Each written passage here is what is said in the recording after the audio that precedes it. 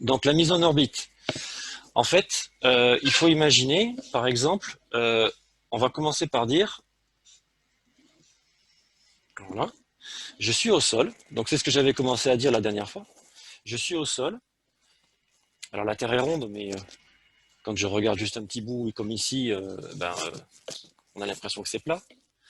Et puis moi, je vais me mettre ici. Voilà. Je me mets là. Alors je dessine mal parce que je dessine en travers, là. Pas évident. Et donc je décide de lancer un caillou. Donc quand je lance un caillou, je vais le lancer à peu près comme ça à 45 degrés, par exemple, vers le haut. Je le lance comme ça. Et puis donc comme je le lance, à cause de l'attraction de la Terre, comme il a de la vitesse, il commence à partir comme ça. Je le lance. Puis à cause de l'attraction de la Terre, il revient et il retombe. Voilà. Donc quand vous lancez quelque chose avec une certaine vitesse initiale, ça prend avec l'attraction de la Terre, ça prend une forme de parabole, donc une forme arrondie comme ça, et ça retombe. Alors maintenant, je vais dézoomer. Alors je vais le faire de plus en plus fort. Si je tire vachement plus fort, ça va faire ça. Si je tire encore plus fort, ça va faire ça.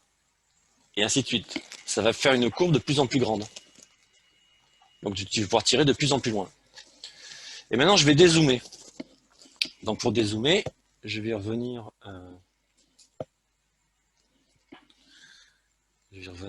où est mon hop sur le stylet ici. Alors là, j'aurais pas dû appuyer, c'est parce qu'avec la main, sans faire exprès, j'ai appuyé. Voilà. Et je vais revenir en arrière. Voilà. Maintenant, je dézoome. Et donc, je dessine carrément la Terre entière. Oups. Bon, on va dire que c'est la Terre. Hein. Voilà. Et je me redessine. Donc, j'étais là. Je vais me mettre à l'équateur. Non, c'est pas grave, je vais me mettre là. Donc, j'étais là. D'accord? Et je tirais mes cailloux. Donc, si je tire très fort, à chaque fois, les cailloux, ils faisaient bing. Bing. Voilà. Mais si j'étais capable de tirer super fort, à ce moment-là, mon caillou, il ferait pareil, il ferait ça, et puis attiré par la Terre, il revient vers la Terre. Sauf qu'au bout d'un moment, là, il retomberait là. Et si j'arrive à tirer suffisamment fort, au bout d'un moment, il revient. Donc là, il reviendrait peut-être jusque-là. Mais au bout d'un moment, si je tire tellement fort, il revient vers la Terre parce qu'il est attiré par la Terre, sauf que, la courbe de sa chute correspond à la courbe de la Terre. Et du coup, il n'arrive plus à retomber. Et il reste en orbite. Donc en fait, pour mettre en orbite un objet, en fait, qu'est-ce qu'il suffit de faire? Il suffit de lui donner suffisamment de vitesse pour que, en fait, il va tellement vite que quand j'arrête le moteur, donc j'arrête de lui donner de la vitesse, en fait, comme il va tellement vite et il prend cette courbe parce qu'il veut revenir sur la Terre parce qu'il se fait attirer par la Terre, sauf qu'il va tellement vite que, la courbe qu'il prend pour revenir sur la Terre correspond à la courbe de la Terre. Et du coup, il revient jamais et il tourne autour. Voilà. Et comme dans l'espace, il n'y a pas d'air, il n'y a pas d'air qui le freine, du coup, il ralentit pas, et comme il ralentit pas, il reste.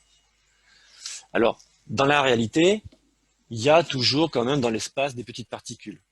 Et donc, ces petites particules qui viennent frapper le satellite, par exemple, quand il tourne, ça le ralentit petit à petit. Et donc, il y a quand même des petits moteurs sur les satellites. Alors, c'est des petits moteurs électriques qui envoient souvent des petites... on verra ça quand on fera les moteurs. Ça envoie comme des petits gaz, en fait. Et c'est juste des petits coups de gaz qui sont donnés de temps en temps, juste pour redonner un peu de vitesse au satellite pour pas qu'il ralentisse et qu'il continue du coup à tourner, à tourner, à tourner, à tourner. Et il descend pas. Voilà. Il redescend jamais vers la Terre. Voilà. Alors, puisque en fait je viens de vous dire que pour mettre en orbite un satellite, ce qui compte, c'est lui donner de la vitesse, c'est-à-dire l'envoyer un peu. En fait, il faut l'envoyer le plus vite possible pour qu'il ait une forme de chute, qu'il fasse une grande parabole, donc une grande courbe comme ça. Voilà, il faut qu'il fasse une grande courbe comme ça. Ce qui compte, c'est au début ici de lui donner beaucoup de vitesse. Et moi, ce qui compte, c'est la vitesse que je vais lui donner. La Terre, elle tourne déjà autour d'elle-même. Alors je vais effacer ce que j'ai dessiné là. C'est là. Voilà. Alors la Terre, elle, ben, elle tourne déjà sur elle-même. Et la Terre, en tournant, ben, elle fait un tour par 24 heures. Ça, vous le savez. La Terre, en une journée, elle fait un tour. Tous les jours, elle fait un tour complet. Comme la Terre, elle fait un tour complet, ben, au niveau de l'équateur, c'est-à-dire au niveau ici, là je dessine pour ceux qui sont à l'autre bout du fil, au niveau de l'équateur, ben, comme la Terre elle a un certain rayon, comme elle fait un tour en 24 heures, si je me mets moi à l'équateur de la Terre, je vais à peu près à une vitesse, ici vous voyez, de 1650 km/h. C'est-à-dire que quand on est à l'équateur, comme la Terre elle tourne, eh ben vous avancez, vous êtes déjà sans bouger sur la Terre, comme la Terre elle tourne, vous êtes déjà à 1600 km/h. Alors bien sûr, on ne le sent pas, mais à l'équateur, on tourne déjà à 1600 km/h. Alors je ne sais plus dans le texte s'il y a des trous à cet endroit-là. Donc on est déjà à 1600 km/h. Ça veut dire quoi? Ça veut dire que si je me mets à l'équateur, par contre si je me mets au pôle, si je me mets ici, je me mets ici là. Alors ceux qui sont à la maison, je suis en train de dessiner un petit triangle. Imaginons que je me mets au pôle Nord. Quelle est ma vitesse? Elle est nulle. Eh oui. Si je me mets au pôle Nord, je suis à l'endroit où la Terre tourne, mais je me fais que tourner sur moi-même, mais ma vitesse, elle est nulle. Or, moi, ce que je veux pour lancer un satellite, c'est le lancer comme une fronde, en fait, le lancer le plus vite possible. Donc, où est-ce que j'ai intérêt à mettre ma base de lancement?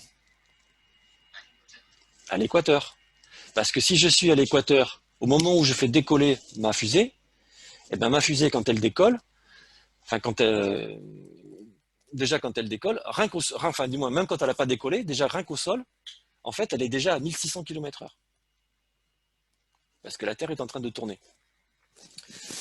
Et la Terre, elle tourne dans un certain sens. En fait, quand on regarde la Terre, vu son sens de rotation, on avance vers l'est. Puisque le Soleil, nous, on le voit se lever à l'est. D'accord? On le voit se lever à l'est et se coucher à l'ouest. Donc ça veut dire que c'est parce que nous, la Terre, elle tourne vers l'est. Donc on commence à voir le Soleil, on passe, et après on voit le Soleil qui se couche à l'ouest. Donc on va vers l'est. Et donc dans quel sens je vais lancer ma fusée? Vers l'est. Donc pour lancer un satellite, le point de la Terre idéal pour lancer un satellite, c'est se mettre à l'équateur, parce qu'on a 1600 km/h gratuits, parce qu'on les a déjà, parce que la Terre tourne, et de l'envoyer dans le même sens que la Terre, puisque si je l'envoie dans le même sens que la rotation de la Terre, eh ben j'ai bien effectivement 1600 km/h. Si je l'envoie dans le sens inverse, au contraire, je perds 1600 km/h, puisque je vais dans l'autre sens. Donc en fait, on va se servir de la Terre comme d'une fronde. Ben, hein, si vous voulez envoyer quelque chose très fort loin, en le lançant vous-même, vous n'allez pas l'envoyer. Alors je vais mettre la caméra du coup. Voilà. Donc si vous me voyez, l'autre côté, comme ça tout le monde me voit, si vous voulez envoyer quelque chose très loin, vous n'allez pas l'envoyer en faisant juste ça. Vous allez l'envoyer en utilisant tout votre bras. En fait, qu'est-ce que vous faites quand vous faites ça? Eh bien, vous augmentez le rayon, la distance le plus possible entre l'endroit qui est le pivot, c'est-à-dire là où ça tourne, et l'endroit où il y a l'objet que vous voulez envoyer, pour avoir la plus grande vitesse possible. Eh bien, c'est ce qu'on fait quand on se met à l'équateur. À l'équateur, en fait, le pivot, c'est quoi? Ben, c'est l'axe de la Terre. Et puis la longueur du bras, c'est le rayon de la Terre. 6500 km, à peu près. Donc, si je me mets à l'équateur, c'est là où j'ai le plus grand bras de levier, donc la plus grande distance, et donc le plus grand effet fronde, catapulte. Donc voilà, catapulte. C'est plutôt, voilà, c'est comme une catapulte. Sauf que 1600 km/h, ça suffit pas. Donc c'est pour ça que les fusées, en fait, ben, une fois qu'elles ont décollé, vous avez dû voir ça. Enfin, si un jour vous allez sur YouTube, vous essayez de regarder un lancement. Au début, les fusées, elles montent droit, et puis ensuite elles s'inclinent. Et en fait, elles s'inclinent vers l'est. Et petit à petit, comme ça, elles s'inclinent vers l'est, jusqu'à aller dans une trajectoire, en fait, qui commence à être la trajectoire qu'aura le satellite. Et ça va accélérer le satellite pour qu'il aille suffisamment vite, pour qu'il ait la vitesse suffisante pour qu'après, ben, une fois qu'on arrête les moteurs, eh ben, il fait son mouvement. Donc voilà comment on fait pour lancer un satellite. On utilise la Terre. Donc c'est pour ça que pour la France, en fait, notre base de lancement, qui sert aussi pour toute l'Europe, elle est en Guyane, à Kourou. Parce que la Guyane, il se trouve que ben, la Guyane, le centre spatial de Kourou, il est quasiment sur l'équateur. Donc c'est pour ça qu'on a construit notre base de lancement en Guyane. C'est parce que c'est près de l'équateur. Les Américains, par exemple, ils ont leur base de lancement à Cap Canaveral, en Floride. Donc je ne sais pas si vous savez où c'est. Vous voyez les États-Unis, et la Floride, en fait, c'est complètement au sud. Et c'est juste au-dessus de l'équateur. Donc en fait, eux, pareil, pour pouvoir construire une base de lancement, ils ont construit sur leur territoire, mais sur leur territoire, ils ont construit le plus près possible de l'équateur pour bénéficier le plus possible de cette vitesse gratuite offerte par la rotation de la Terre. Donc il y a la première phase qu'on appelle la phase propulsée. Et en fait, c'est toute la phase de décollage, où la fusée, donc c'est le dessin que vous avez, c'est la phase où la fusée décolle, et elle décolle droit en fait pour s'éloigner un peu de la Terre, et après elle va s'incliner pour partir vers l'est. Donc voilà, la phase propulsée, c'est toute cette phase-là, où le lanceur va décoller de la Terre. Donc là, la Terre, elle est vue du dessus. C'est-à-dire que là, le centre de la Terre, c'est le pôle Nord. Donc là, il faut imaginer qu'on regarde la Terre comme si on la regardait par-dessus le pôle Nord. D'accord ? Donc là, je me suis mis à l'équateur et je lance ma fusée. Donc je regarde par le dessus. Je lance ma fusée, je l'envoie vers l'est, donc à droite. Et donc, je l'éloigne un peu de la Terre. Ensuite, petit à petit, je l'incline. Pourquoi je m'incline ? Eh bien, pour gagner de la vitesse. Augmenter la vitesse de ma fusée. Et puis, une fois que que j'ai fait la phase propulsée, j'ai ce qu'on appelle la phase balistique. Alors, la phase balistique, c'est la phase où justement la fusée, on arrête le moteur et la fusée va prendre naturellement la fameuse courbe que je disais quand on lance un objet, il se met à avoir une forme courbe pour revenir vers la Terre. Et donc là, c'est ce qu'on appelle la phase balistique. Ça s'appelle une trajectoire balistique. Donc, on laisse cette trajectoire balistique jusqu'à ce que le satellite soit sur une trajectoire qui correspond à la trajectoire qu'on veut lui donner après en orbite. Et dès que je suis arrivé à ce point-là, qui correspond à la trajectoire que je veux qu'il ait après, donc c'est ce point-là ici, que je tourne avec ma souris autour, si je faisais rien, eh bien, la trajectoire balistique continuerait et ça suivrait la trajectoire en pointillé. Et petit à petit, ben bim, je retomberai sur la Terre. Alors peut-être pas en une fois, mais ça pourrait comme ça faire retourner comme ça et puis finir par tomber sur la Terre. Donc une fois que j'ai atteint la trajectoire que je vais vouloir imposer à mon satellite en orbite, je fais ce que l'on appelle la phase d'injection. Donc la phase d'injection, c'est quoi ? C'est on rallume les moteurs de la fusée. Et là, l'objectif de rallumer les moteurs, c'est d'augmenter la vitesse du satellite pour que justement, il ne suive pas la trajectoire en pointillé, mais il continue sur sa trajectoire arrondie. Et rappelez-vous ce qu'on avait dit, c'est qu'un satellite, quand il tourne autour de la Terre, il y a la force de la Terre, de la gravité qui l'attire vers la Terre. Mais en même temps, j'ai aussi, comme je fais une trajectoire courbe, j'ai la force de centrifuge qui, elle, tire mon satellite de l'autre côté. Donc j'ai la force centrifuge qui va me tirer vers l'extérieur et l'attraction de la Terre qui va me tirer vers l'intérieur. Or, la force centrifuge, elle est proportionnelle, elle dépend de la vitesse de mon objet. Donc, qu'est-ce que je vais faire?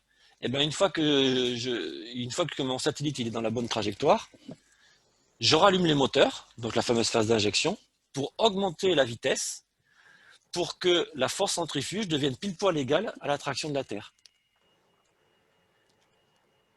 Donc une fois que j'ai atteint la vitesse suffisante qui fait que la force centrifuge est égale à l'attraction de la Terre, ben mon satellite il est en équilibre, c'est-à-dire qu'il ne va pas s'éloigner de la Terre, il ne va pas se rapprocher puisque les deux forces sont équilibrées, et donc il va se mettre à tourner comme ça en suivant le trait noir. Voilà. Et là j'ai obtenu la trajectoire qu'on appelle orbitale.